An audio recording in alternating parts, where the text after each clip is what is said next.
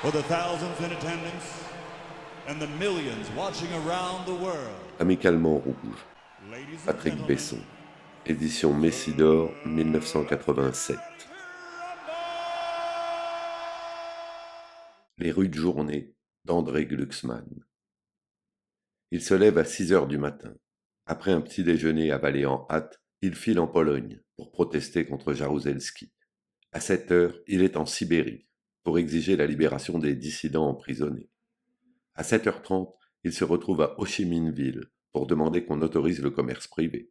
À Phnom Penh, il s'inquiète de ce qu'on ne laisse pas Norodom Sihanouk gouverner au centre et proteste violemment contre la présence des soldats vietnamiens. À 8 heures, c'est à Kaboul qu'il pose son avion pour réclamer le départ des soldats soviétiques et la réouverture des mosquées, ce à quoi un obscur responsable du PC afghan lui fait remarquer qu'elles n'ont jamais été fermées. À 8h30, en un coup d'aile, il est en Éthiopie pour exiger la dissolution immédiate des fermes collectives. À 9h30, il se retrouve en Algérie, où il se plaint amèrement que l'on n'ait pas fait toute la lumière sur les révoltes de Kabylie. Il traverse ensuite l'océan Atlantique et, de Castro, exige toute la vérité sur le traitement réservé aux homosexuels cubains.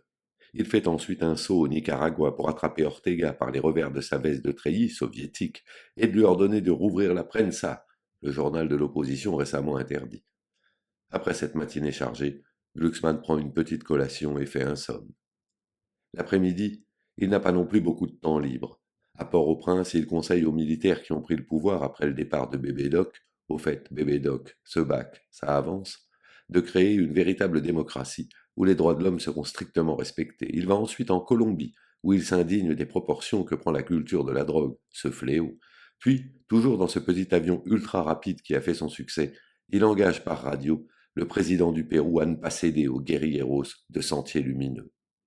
Il félicite ensuite chaleureusement les gouvernements uruguayens et argentins de leur bonne compréhension de l'esprit démocratique, tel qu'il l'a lui-même défini dans Les Maîtres penseurs.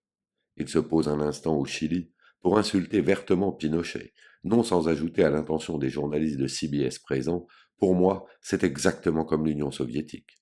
À Pretoria, dont il ne saurait décemment approuver le régime d'apartheid, il déclare avec fermeté: vous êtes en train de faire tomber la majorité noire dans le giron de l'URSS.